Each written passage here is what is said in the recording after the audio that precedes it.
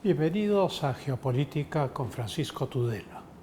El día de hoy tenemos dos temas controvertidos ambos. El primero de ellos es la reelección de Nayib Bukele en El Salvador.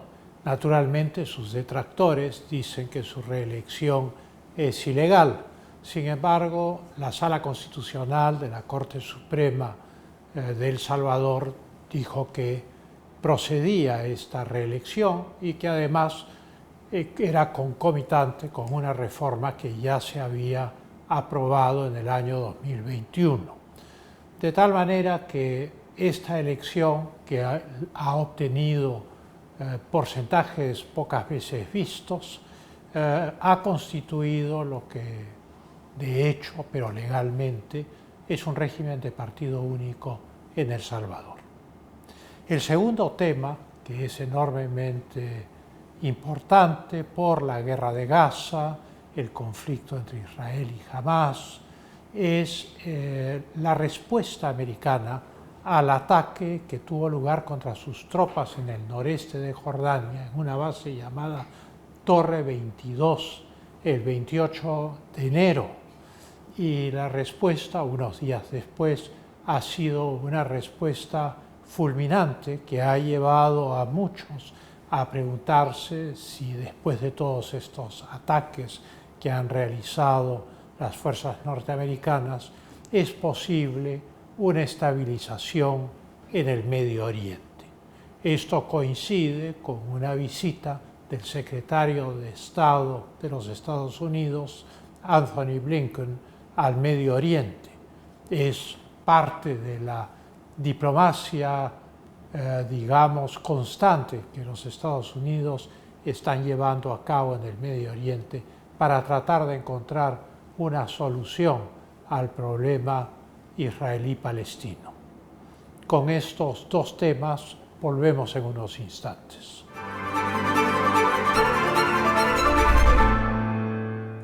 Nayib Bukele, el controversial presidente de El Salvador, ha sido reelegido este 4 de febrero. Es un presidente que se ha hecho famoso en el mundo entero por establecer una política de seguridad en El Salvador que ha erradicado a las maras de las calles, ha construido prisiones especiales donde estos delincuentes enormemente sanguinarios y cuyo origen curiosamente no está en El Salvador, sino que estas pandillas se formaron entre los emigrados salvadoreños en Los Ángeles, en los Estados Unidos, y luego al volver a El Salvador, al ser deportados a El Salvador, pues entonces reconstruyeron esta estructura de enorme ferocidad, esta estructura criminal en El Salvador y finalmente hundieron al país en la zozobra, el crimen y el miedo. Nayib Bukele ha tomado el toro por las astas a lo largo de su gobierno y ha derrotado a las maras, las ha encarcelado, las ha colocado en penales de alta seguridad, los obliga a pagar su propia comida y naturalmente la tranquilidad ha regresado a las calles y ciudades de El Salvador. El Salvador no es un país que tiene una gran población. Naturalmente, Nayib Bukele, con este éxito contundente, pues buscó continuar la presidencia y fue a la reelección. Y las elecciones han tenido lugar presidenciales y para la Asamblea Nacional de El Salvador este 4 de febrero. Para presidente, vicepresidente y para la Asamblea, que es una asamblea pequeña de 60 miembros, y esta elección cubre el periodo 2024-2029.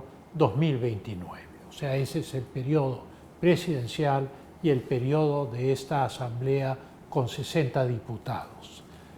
Al ir a la reelección, naturalmente, Nayib Bukele se ha encontrado con la oposición de sus adversarios que dicen que su reelección es ilegal, que su postulación a la reelección es ilegal. Sin embargo, en el 2021, la Sala Constitucional de la Corte Suprema de El Salvador determinó que la reelección inmediata era legal y acorde con la Constitución, que es de 1983. Y en una segunda consulta volvió a decir lo mismo para esta elección. De tal manera que dentro del derecho positivo, la reelección de Nayib Bukele es conforme a ley y conforme a las sentencias de la Sala Constitucional de la Corte Suprema de El Salvador. Sin embargo, las elecciones del 4 de febrero han sido abrumadoras, avallazodoras. Esto es, Bukele ha obtenido nada menos que 1.295.888 votos, que representan el 83% del voto. Con reajustes al paso de los días, se dice que es el 79 o 80%, pero el hecho es que su victoria es aplastante. El Frente Farabundo Martí de Liberación Nacional, que es el partido del cual él fue integrante en alguna época, pero que hoy es su principal adversario y que responde a las consignas del Foro de Sao Paulo, puso como candidato a Manuel Flores. Manuel Flores ha sacado 110.000 votos. Esto es el 7.01%. La reelección, siendo legal, sin embargo, desata una polémica sobre si esto consolida la democracia salvadoreña o si es el inicio de una dictadura, independientemente de lo legal. Naturalmente siempre hay las quejas de que ha habido fraude, etc., pero eso es normal, donde los perdedores siempre son malos perdedores y siempre dicen que se les ha hecho fraude. Ahora parece que también otros países del mundo se han contagiado, como es el caso de los Estados Unidos de América. Sin embargo, esta idea del fraude en este caso no tiene sustento y el Tribunal Electoral ha proclamado a Nayib Bukele como el ganador indiscutible de estas elecciones. Sin embargo, hay que señalar que una de las cosas que incomodó mucho a los perdedores es que una hora antes del fin de los comicios, Nayib Bukele, con información de sus personeros en las mesas, proclamó su victoria. Una cosa es anunciar una victoria electoral porque uno tiene la información de los personeros y otra cosa es autoproclamarse presidente de un país, lo que significa tomar el poder, y eso no ha ocurrido. En la práctica se ha elegido legalmente, de acuerdo a las disposiciones vigentes, a un régimen de partido único. Y entonces Nayib Bukele se ve en una disyuntiva. Si él gobierna solo con su grupo político y sus 58 diputados, pues naturalmente va a ser inevitable que durante su mandato o al término del mismo se le acuse de haber sido una dictadura. Al término del mandato, naturalmente, Bukele va a encontrar severas críticas a menos que organice un gabinete multipartidario y esquive una crisis de legitimidad. Volvemos en un momento con el siguiente tema. Como recordábamos al principio del programa, el 28 de enero, una base norteamericana al noreste de Jordania, llamada Torre 22, fue atacada por un dron de un movimiento llamado Resistencia Islámica, que es, según parece, un movimiento pro-iraní y financiado por Irán. El dron logró burlar las defensas antiaéreas de Torre 22, de esta base, y impactó en uno de los edificios de la guarnición, matando a 3 soldados e hiriendo a otros 34. Inicialmente se pensaba que el número de heridos era 40, pero hoy se sabe que son 34. Este ataque, naturalmente, llevó a los Estados Unidos a afirmar ese mismo día, 28 de enero, que llevaría a cabo represalias. Esto es, que respondería al ataque. Se creó un debate en los Estados Unidos. Habían quienes decían que era mejor no responder porque venían las elecciones, quienes decían que había que atacar a Irán, cosa que naturalmente es una cuestión de mayor cuantía, y quienes decían que sí había que tomar medidas disuasivas atacando a los objetivos de las milicias pro-iraníes en Siria y en Irak. Es esta última alternativa la que ha sido adoptada por el presidente Biden, que el 2 de enero, 4 días después del ataque a Torre 22, después de haber movilizado fuerzas navales a la zona de Yemen, en la salida del Mar Rojo, en el estrecho de Bab el-Mandeb, junto con buques ingleses y buques de otros países aliados, desencadenó una serie de ataques contra objetivos en Siria e Irak que correspondían a los centros de comando y control, los centros de logística, de almacenamiento de armamento, de entrenamiento, etcétera, de todas las milicias pro-iraníes, pero también de una especie de milicia formada por la misma Guardia Revolucionaria Islámica iraní que actúa en esos países. De tal manera que ha atacado en esos países, no en Irán, a efectivos iraníes frontalmente en más de 179 ataques con misiles, aviones, drones, etc. Esta respuesta masiva de los Estados Unidos, que ha implicado la movilización de un portaaviones nuclear, su fuerza de tareas, además de todos los buques de sus aliados, no corresponde naturalmente al criterio de proporcionalidad que establece el derecho internacional público cuando hay un conflicto. O sea, no hay proporción entre la magnitud del ataque contra la base americana y la enorme respuesta norteamericana. Y esto es que el criterio de proporcionalidad rige entre ejércitos regulares y entre estados nacionales. Y los Estados Unidos, desde el atentado contra las Torres Gemelas, el 11 de septiembre del 2001, no aplica el derecho internacional público en la lucha contra el terrorismo. Aplica lo que ellos llaman reglas, y las reglas las diferencian del derecho internacional público, y hoy hay un gran debate sobre qué cosas significan estas reglas. Todos recordamos la muerte de Osama Bin Laden y su entierro marítimo. Eso naturalmente implicó vulnerar la soberanía de Pakistán, matar a este terrorista en Pakistán, llevarse su cuerpo fuera de Pakistán y enterrarlo en algún lugar desconocido del océano. Todo esto naturalmente no obedece a ninguna norma de derecho internacional.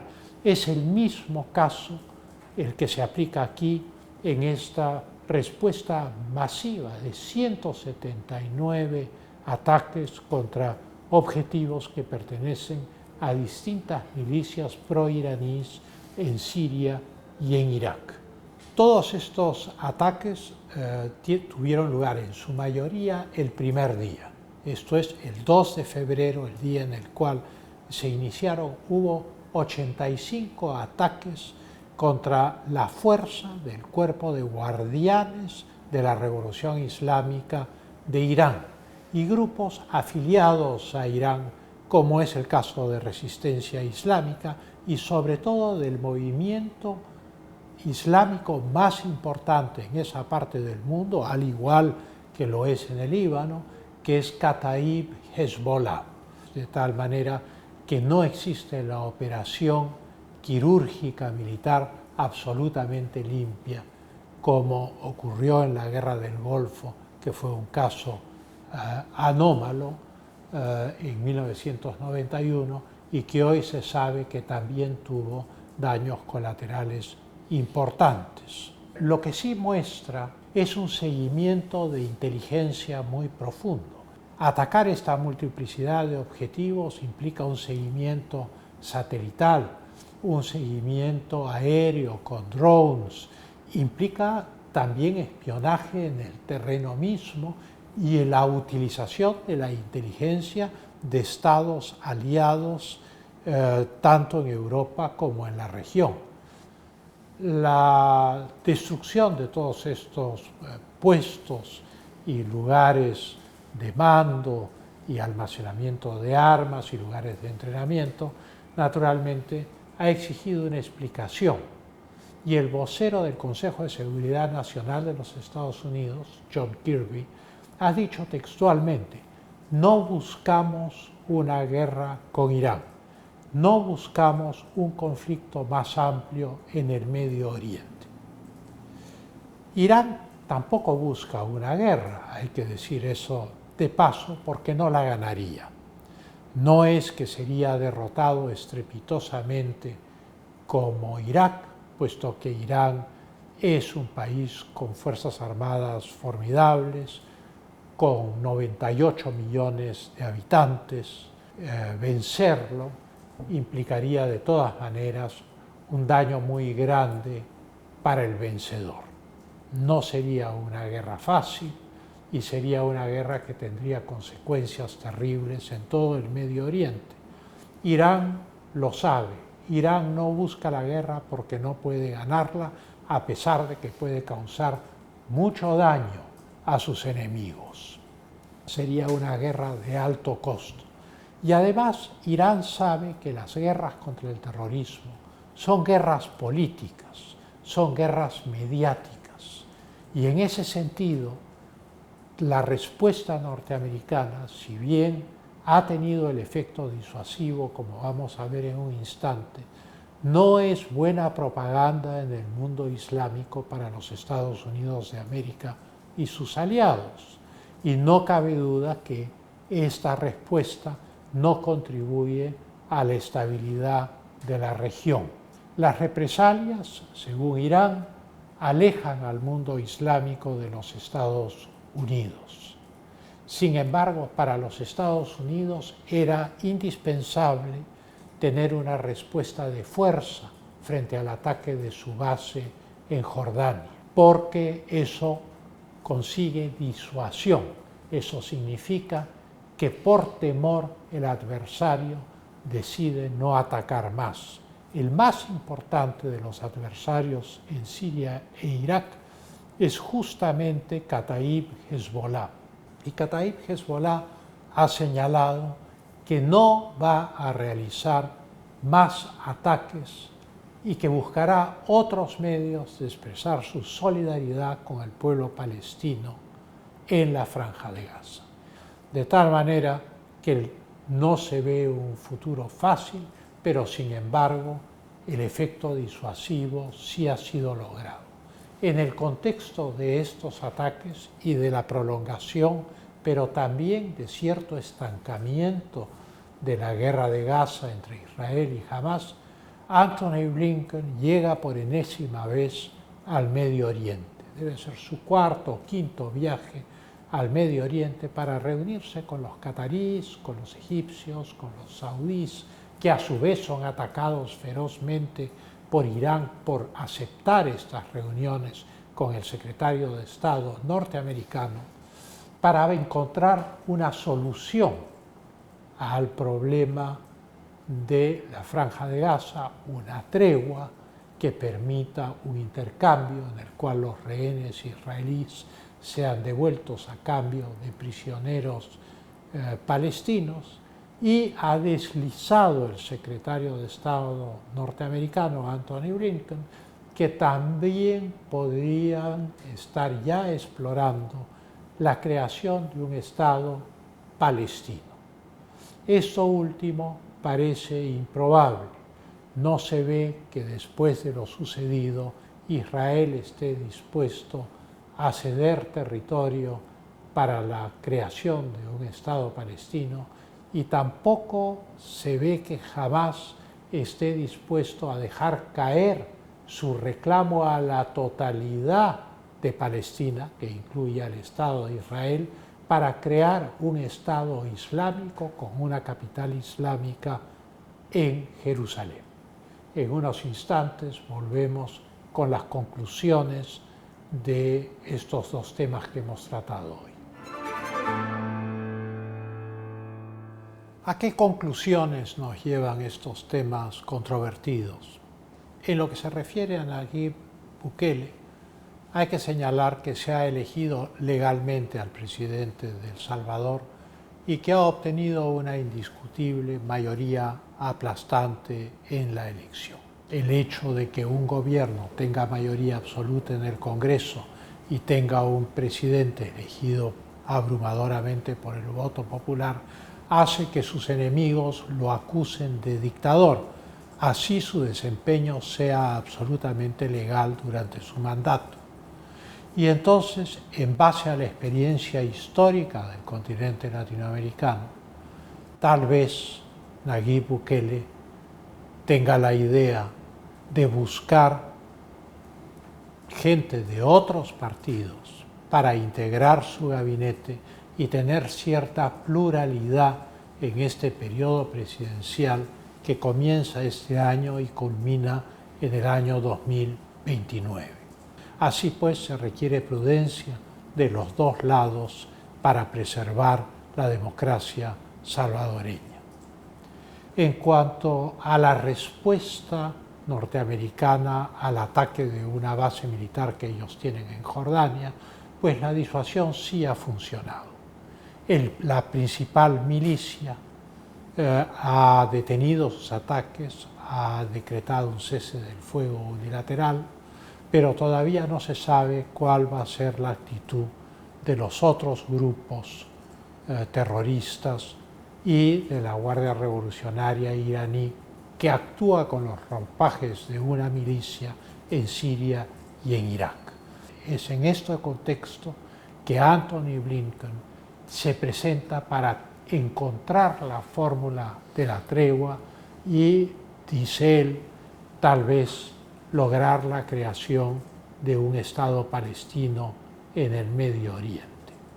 Es evidente que lo que él quiere es lograr una victoria diplomática antes de la elección, puesto que el presidente Biden va a la reelección, y si va a la reelección en medio de una guerra que ha desestabilizado el Medio Oriente, una crisis irresuelta como la de Ucrania y la continuación de la guerra entre Israel y Hamás, pues naturalmente sus críticos van a ser muy fuertes en el plano de la política internacional.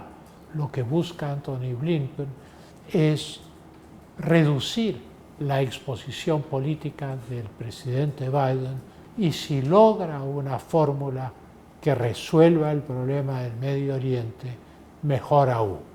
Sin embargo, todos los analistas son escépticos respecto a este último escenario. Nos veremos en un próximo programa. Muchas gracias.